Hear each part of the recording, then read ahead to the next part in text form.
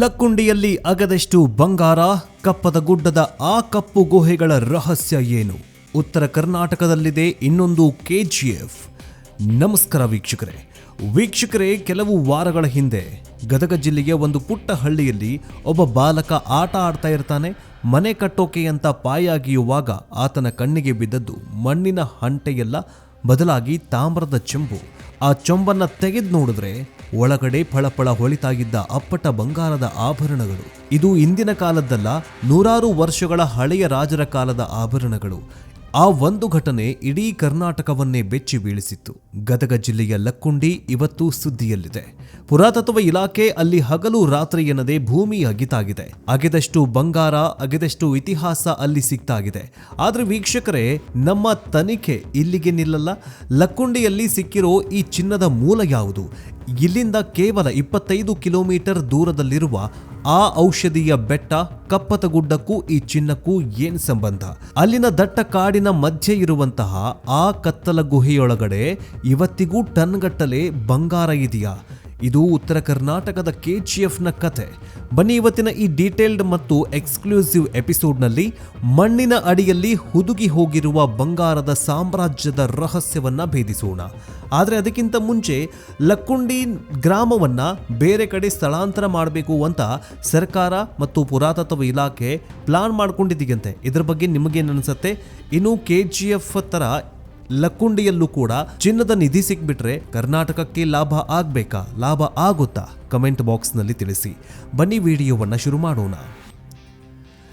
ವೀಕ್ಷಕರೇ, ಲಕ್ಕುಂಡಿಯಲ್ಲಿ ಚಿನ್ನ ಸಿಕ್ಕಿದ್ದು ಆಕಸ್ಮಿಕ ಅಲ್ಲ, ಇದು ಇತಿಹಾಸದ ಪುನರಾವರ್ತನೆ. ಇತಿಹಾಸದ ಪುಟಗಳನ್ನು ತಿರುವಿ ಹಾಕ್ತಾ ಹೋದರೆ ನಮಗೆ ಸಿಗೋ ಹೆಸರು ಲೊಕ್ಕಿಗುಂಡಿ. ಸುಮಾರು 1000 ವರ್ಷಗಳ ಹಿಂದೆ ಕಲ್ಯಾಣಿ ಚಾಲುಕ್ಯರು ಆಳ್ತಾ ಇದ್ದ ಕಾಲದಲ್ಲಿ ಲಕ್ಕುಂಡಿ ಒಂದು ಸಾಮಾನ್ಯ ಊರಾಗಿರಲಿಲ್ಲ, ಅದು ಒಂದು ಟಂಕ ಸಾಲೆಯಾಗಿತ್ತು. ಅಂದರೆ ಇವತ್ತಿನ ದಿನ ರಿಸರ್ವ್ ಬ್ಯಾಂಕ್ ನೋಟುಗಳನ್ನು ಪ್ರಿಂಟ್ ಮಾಡ್ತೀವಲ್ಲ, ಹಾಗೆ ಅಂದಿನ ಕಾಲದಲ್ಲಿ ಚಿನ್ನದ ನಾಣ್ಯಗಳನ್ನು ಅಚ್ಚು ಹಾಕ್ತಾ ಇದ್ದ ಫ್ಯಾಕ್ಟ್ರಿ ಇದೇ ಲಕ್ಕುಂಡಿಯಲ್ಲೇ ಇತ್ತು. ಇಲ್ಲಿ ತಯಾರಾಗ್ತಾ ಇದ್ದ ನಾಣ್ಯಗಳಿಗೆ ಲೊಕ್ಕಿ ಗದ್ಯಾಣ ಅಥವಾ ಲೊಕ್ಕಿ ಪೋನ್ ಅಂತ ಕರಿತಾ ಇದ್ರು. ಊಹಿಸ್ಕೊಳ್ಳಿ, ಒಂದು ಊರಲ್ಲಿ ಚಿನ್ನದ ನಾಣ್ಯ ತಯಾರಾಗ್ತಾ ಇತ್ತು ಅಂದರೆ ಅಲ್ಲಿಗೆ ಚಿನ್ನ ಎಲ್ಲಿಂದ ಬರ್ತಾ ಇತ್ತು? ಆ ಊರಿನ ಶ್ರೀಮಂತಿಕೆ ಯಾವ ಮಟ್ಟಕ್ಕಿರಬಹುದು? ಅದಕ್ಕೆ ಸಾಕ್ಷಿ ಅಲ್ಲಿನ 50ಕ್ಕೂ ಹೆಚ್ಚು ಬೃಹದಾಕಾರದ ದೇವಾಲಯಗಳು ಮತ್ತು 100ಕ್ಕೂ ಹೆಚ್ಚು ಶಾಸನಗಳು. ಈಗ ಅಗೆದಾಗ ಸಿಗ್ತಾ ಇರುವಂತಹ ಅಂದಿನ ಶ್ರೀಮಂತರು ಆಪತ್ಕಾಲದಲ್ಲಿ ಹೂತಿಟ್ಟ ಸಂಪತ್ತು ಮಾತ್ರ. ಆದರೆ ಆ ಕಚ್ಚಾ ಚಿನ್ನ ಎಲ್ಲಿಂದ ಬರ್ತಾ ಇತ್ತು? ಆ ಪ್ರಶ್ನೆಯ ಬೆನ್ನು ಹತ್ತಿದ್ರೆ ನಾವು ಹೋಗಿ ನಿಲ್ಲೋದು ಒಂದು ನಿಗೂಢ ಬೆಟ್ಟದ ಮುಂದೆ. ಕಪ್ಪತಗುಡ್ಡ, ಉತ್ತರ ಕರ್ನಾಟಕದ ಕೆಜಿಎಫ್. ಲಕ್ಕುಂಡಿಯಿಂದ ಕೇವಲ 25ರಿಂದ 30 ಕಿಲೋಮೀಟರ್ ದೂರದಲ್ಲಿ ತಲೆ ಎತ್ತಿ ನಿಂತಿದೆ ಕಪ್ಪತಗುಡ್ಡ. ಮೇಲ್ನೋಟಕ್ಕೆ ಇದೊಂದು ಹಚ್ಚ ಹಸಿರಿನ ಪರ್ವತ, ಆಯುರ್ವೇದದ ಸಸ್ಯಗಳ ತವರು. ಆದರೆ ಇದರ ಮಣ್ಣಿನ ಒಳಗಡೆ ಹರಿತಾ ಇರೋದು ಬಂಗಾರದ ನರಗಳು. ಇದನ್ನು ನಾವು ಹೇಳ್ತಾ ಇಲ್ಲ, ಸ್ವತಃ ಬ್ರಿಟಿಷರೇ ಹೇಳಿ ಹೋಗಿದ್ದಾರೆ. 1800ರ ಕಾಲಘಟ್ಟದಲ್ಲಿ ಭಾರತಕ್ಕೆ ಬಂದ ಪ್ರಸಿದ್ಧ ಭೂಗರ್ಭ ಶಾಸ್ತ್ರಜ್ಞ ರಾಬರ್ಟ್ ಬ್ರೂಸ್ ಫೂಟ್ ಕಪ್ಪತಗುಡ್ಡದ ಮಣ್ಣಿನ ಪರೀಕ್ಷೆ ಮಾಡಿದಾಗ ಅವರೇ ಒಂದು ಕ್ಷಣ ಬೆಚ್ಚಿ ಬಿದ್ದಿದ್ರು. ಅಲ್ಲಿನ ಕಲ್ಲುಗಳಲ್ಲಿ ಚಿನ್ನದ ಅಂಶ ಇದೆ ಅಂತ ಅಂದೇ ರಿಪೋರ್ಟ್ ಕೊಟ್ಟಿದ್ರು. ನಮಗೆ ಕೋಲಾರದ ಕೆಜಿಎಫ್ ಬಗ್ಗೆ ಗೊತ್ತು, ಹಟ್ಟಿ ಚಿನ್ನದ ಗಣಿ ಬಗ್ಗೆ ಗೊತ್ತು.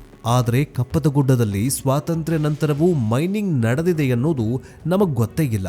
ಸುಮಾರು 1990ರವರೆಗೂ ಇಲ್ಲಿ ಗಣಿಗಾರಿಕೆ ನಡೀತಾಗಿತ್ತಂತೆ. ದಾಖಲೆಗಳ ಪ್ರಕಾರ ಸುಮಾರು 13 ಕಂಪನಿಗಳು ಇಲ್ಲಿ ಗಣಿಗಾರಿಕೆ ನಡೆಸಿವೆ. ಬರೋಬ್ಬರಿ 670 ಕೆಜಿಗೂ ಹೆಚ್ಚು ಅಪ್ಪಟ ಬಂಗಾರವನ್ನ ಈ ಬೆಟ್ಟದಿಂದ ತೆಗೆಯಲಾಗಿದೆ. ಲಕ್ಕುಂಡಿಯಲ್ಲಿ ನಾಣ್ಯಗಳಾಗ್ತಾ ಇದ್ದ ಚಿನ್ನದ ಮೂಲ ಇದೇ ಕಪ್ಪತಗುಡ್ಡ. ಭಯಾನಕ ಗುಹೆಗಳು, ಕತ್ತಲಲ್ಲಿ ಮಿನುಗುವ ರಹಸ್ಯ. ಈಗ ಬರೋಣ ವಿಡಿಯೋದ ಅತ್ಯಂತ ರೋಚಕ ಭಾಗಕ್ಕೆ.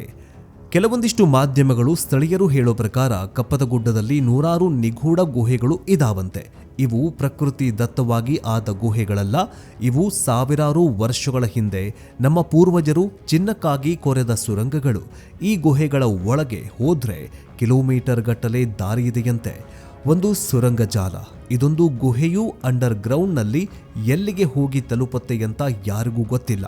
ಕೆಲವರು ಹೇಳ್ತಾರೆ ಈ ಸುರಂಗಗಳು ನೇರವಾಗಿ ಲಕ್ಕುಂಡಿಯ ದೇವಸ್ಥಾನಗಳ ಅಡಿಪಾಯಕ್ಕೆ ಸಂಪರ್ಕ ಹೊಂದಿವೆ ಅಂತ. ಇದು ದಂತಕತೆ ಇರಬಹುದು, ಆದರೆ ಕುತೂಹಲಕಾರಿಯಾಗಿದೆ. ಕಾಣೆಯಾದವರು. ಸ್ಥಳೀಯರ ಪ್ರಕಾರ ಚಿನ್ನದ ಆಸೆಗೆ ಬಿದ್ದು ಈ ಗುಹೆಗಳ ಒಳಗೆ ಹೋದ ಎಷ್ಟೋ ಜನ ವಾಪಸ್ ಬಂದೇ ಇಲ್ಲ. ಅಲ್ಲಿನ ಕತ್ತಲೆ, ಆಮ್ಲಜನಕದ ಕೊರತೆ ಅಥವಾ ವಿಷಕಾರಿ ಜಂತುಗಳು ಅವರನ್ನ ಬಲಿ ಪಡೆದಿವೆ ಅಂತ ಹೇಳ್ತಾರೆ. ಇನ್ನು ಬ್ರಿಟಿಷರು ಲೂಟಿ. ಬ್ರಿಟಿಷರು ಕೂಡ ಈ ಗುಹೆಗಳನ್ನು ಬಳಸಿ ಟನ್ಗಟ್ಟಲೆ ಅದಿರನ್ನ, ಚಿನ್ನವನ್ನ, ಬೆಳ್ಳಿ ಬಂಗಾರವನ್ನ ಕದ್ದೊಯ್ದಿದ್ದಾರಂತೆ. ಇವತ್ತಿಗೂ ಕೂಡ ಅಲ್ಲಿನ ಹಳ್ಳಿಯ ಕೆಲವರು ಕದ್ದು ಮುಚ್ಚಿ ಈ ಗುಹೆಗಳ ಮಣ್ಣನ್ನು ತಂದು ಅದನ್ನ ತೊಳೆದು ಚಿನ್ನದ ಕಣಗಳನ್ನ ಹುಡುಕ್ತಾರೆ ಎಂದರೆ ನೀವು ನಂಬಲೇಬೇಕು. ವಿಜಯನಗರ ಸಾಮ್ರಾಜ್ಯದ ಕನೆಕ್ಷನ್, ವಿದೇಶಿಗರ ಸಾಕ್ಷಿ. ವೀಕ್ಷಕರೇ, ಕಪ್ಪತಗುಡ್ಡದ ಚಿನ್ನ ಕೇವಲ ಲಕ್ಕುಂಡಿಗೆ ಮಾತ್ರ ಸೀಮಿತವಾಗಿರಲಿಲ್ಲ. ವಿಶ್ವವಿಖ್ಯಾತ ವಿಜಯನಗರ ಸಾಮ್ರಾಜ್ಯ ಹಂಪಿಯ ವೈಭವಕ್ಕೂ ಇದೇ ಚಿನ್ನ ಕಾರಣವಾಗಿತ್ತ. ಇದಕ್ಕೆ ಒಂದು ಬಲವಾದ ಸಾಕ್ಷಿಗಿದೆ. ಪೋರ್ಚುಗೀಸ್ ಪ್ರವಾಸಿಗ ಡೊಮಿಂಗೋ ಪೇಸ್ 1520ರಲ್ಲಿ ವಿಜಯನಗರಕ್ಕೆ ಬರ್ತಾರೆ. ಆತ ಒಂದು ಪುಸ್ತಕದಲ್ಲಿ ಬರಿತಾನೆ, ವಿಜಯನಗರದ ಬೀದಿಗಳಲ್ಲಿ ರಾಗಿ ಜೋಳ ಮಾರುವ ಹಾಗೆ ಅಳತೆ ಮಾಪನದಲ್ಲಿ ಮುತ್ತು, ರತ್ನ ಮತ್ತು ಬಂಗಾರವನ್ನ ರಾಶಿ ಹಾಕಿ ಮಾರತಾಗಿದ್ರು ಅಂತ. ಪ್ರಶ್ನೆ ಏನಂದ್ರೆ, ಹಂಪಿಗೆ ಇಷ್ಟೊಂದು ಬಂಗಾರ ಎಲ್ಲಿಂದ ಬಂತು? ಹಂಪಿ ಮತ್ತು ಕಪ್ಪತಗುಡ್ಡದ ನಡುವಿನ ದೂರ ಜಾಸ್ತಿ ಏನಿಲ್ಲ. ಇತಿಹಾಸ ತಜ್ಞರ ಪ್ರಕಾರ ವಿಜಯನಗರದ ಅರಸರು ಕೂಡ ಕಪ್ಪತಗುಡ್ಡದ ಗಣಿಗಳನ್ನು ಬಳಸ್ಕೊಂಡಿದ್ದರಂತೆ. ಅಲ್ಲಿಂದಲೇ ಕಚ್ಚಾ ಚಿನ್ನ ಹಂಪಿಗೆ ಹೋಗ್ತಾಗಿತ್ತು. ಅಲ್ಲಿ ಅದು ಆಭರಣವಾಗಿ ಬದಲಾಗ್ತಾಗಿತ್ತು. ಅಂದ್ರೆ ಶ್ರೀಕೃಷ್ಣ ದೇವರಾಯನ ಕಿರೀಟದಲ್ಲಿದ್ದ ಬಂಗಾರ ಕೂಡ ಇದೇ ಕಪ್ಪತಗುಡ್ಡದ ಮಣ್ಣಿನ ಕೊಡುಗೆ ಆಗಿರಬಹುದು ಅಂತ ಅಂದಾಜಿದೆ. ಇಷ್ಟೆಲ್ಲ ಸಂಪತ್ತು ಇದ್ರೂ ಇಂದು ಕಪ್ಪತಗುಡ್ಡವನ್ನ ಯಾಕೆ ಅಗಿತಾಗಿಲ್ಲ? ಯಾಕಂದ್ರೆ ಇಲ್ಲಿರೋದು ಕೇವಲ ಚಿನ್ನ ಅಲ್ಲ, ಅದಕ್ಕಿಂತಲೂ ಬೆಲೆ ಬಾಳುವ ಸಂಜೀವಿನಿ ಸಸ್ಯಗಳು. ಕಪ್ಪತಗುಡ್ಡವನ್ನ ಸ್ಥಳೀಯರು ಸಂಜೀವಿನಿ ಪರ್ವತ ಅಂತ ಪೂಜೆ ಮಾಡ್ತಾರೆ. ಇಲ್ಲಿನ ಗಾಳಿ ಉಸಿರಾಡಿದ್ರೆ ಕಾಯಿಲೆಗಳು ವಾಸಿಯಾಗತ್ವೆ ಅನ್ನೋ ಜನರ ನಂಬಿಕೆ. ಯಾವಾಗ ಬ್ರಿಟಿಷರು ಮತ್ತು ನಂತರದ ಕಂಪನಿಗಳು ಚಿನ್ನಕ್ಕಾಗಿ ಈ ಬೆಟ್ಟವನ್ನ ಅಗಿಯೋಕೆ ಶುರು ಮಾಡಿದ್ರು, ಪರಿಸರಕ್ಕೆ ಹಾನಿಯಾಗೋದಕ್ಕೆ ಶುರುವಾಯಿತು. ಹಾಗಾಗಿ ಈಗ ಇದನ್ನ ವನ್ಯಜೀವಿ ಧಾಮ ಅಂತ ಘೋಷಣೆ ಮಾಡಲಾಗಿದೆ. ಆದರೂ ಮೈನಿಂಗ್ ಮಾಫಿಯಾದ ಕಣ್ಣು ಈ ಬೆಟ್ಟದ ಮೇಲಿಂದ ಮೇಲೆ ಬೀಳ್ತಾನೆ ಇರುತ್ತೆ. ಒಂದು ಕಡೆ ಕೋಟಿ ಕೋಟಿ ಬೆಲೆ ಬಾಳುವ ಚಿನ್ನ, ಇನ್ನೊಂದು ಕಡೆ ನಮ್ಮನ್ನ ಕಾಯುವ ಪ್ರಕೃತಿ. ಲಕ್ಕುಂಡಿಯ ಉತ್ಖನನ ಒಂದು ವಿಷಯವನ್ನಂತೂ ಸಾಬೀತು ಮಾಡಿದೆ, ನಮ್ಮ ಮಣ್ಣಿನ ಕಣಕಣದಲ್ಲೂ ಇತಿಹಾಸ ಇದೆ ಅಂತ. ವೀಕ್ಷಕರೇ, ಅಂತಿಮವಾಗಿ ಹೇಳೋದಾದ್ರೆ, ಲಕ್ಕುಂಡಿಯ ಆ ಪುಟ್ಟ ಬಾಲಕನಿಗೆ ಸಿಕ್ಕ ಆ ಒಂದು ತಾಮ್ರದ ಚೊಂಬು ಬರೀ ಚಿನ್ನದ ಚೊಂಬಲ್ಲ, ಇದು ನಮ್ಮ ಇತಿಹಾಸವನ್ನ ನೋಡುವ ದೃಷ್ಟಿಯನ್ನೇ ಬದಲಿಸಿದ ಕನ್ನಡಿ. ಕಪ್ಪತಗುಡ್ಡದ ಆ ಕತ್ತಲ ಗುಹೆಗಳಲ್ಲಿ ಇಂದಿಗೂ ಟನ್ಗಟ್ಟಲೆ ಚಿನ್ನ ಇರಬಹುದು. ಆದರೆ ಆ ಚಿನ್ನವನ್ನ ಪಡೆಯೋದಕ್ಕೆ ಹೋಗಿ ನಾವು ನಮ್ಮ ಪ್ರಕೃತಿಯನ್ನ ನಾಶ ಮಾಡಬೇಕಾ, ಅಥವಾ ಲಕ್ಕುಂಡಿಯಂತಹ ಐತಿಹಾಸಿಕ ತಾಣವನ್ನ ಉಳಿಸ್ಕೊಂಡು ಅದನ್ನ ವಿಶ್ವಕ್ಕೆ ಪರಿಚಯಿಸಬೇಕಾ? ಉತ್ತರ ಕರ್ನಾಟಕದ ಮಣ್ಣಿನ ಗುಣವೇ ಹಾಗೆ, ಮೇಲ್ನೋಟಕ್ಕೆ ಒರಟು ಆದರೆ ಆಳದಲ್ಲಿ ಬಂಗಾರದಂತಹ ಮನಸ್ಸು ಅರ್ಥಾತ್ ಖನಿಜ ಇದೆ. ವೀಕ್ಷಕರೇ, ನಿಮಗೇನನ್ಸತ್ತೆ? ಕಪ್ಪತಗುಡ್ಡದಲ್ಲಿ ಮತ್ತೆ ಸರ್ಕಾರಿ ಮೈನಿಂಗ್ ಶುರು ಮಾಡಬೇಕಾ? ಲಕ್ಕುಂಡಿಯ ಆ ಗುಪ್ತ ನಿಧಿಗಳು ಇನ್ನೂ ಸಿಗಬಹುದಾ? ಆ ಬಾಲಕನ ಪ್ರಾಮಾಣಿಕತೆಗೆ ಸರ್ಕಾರ ಏನ್ ಮಾಡಬೇಕು?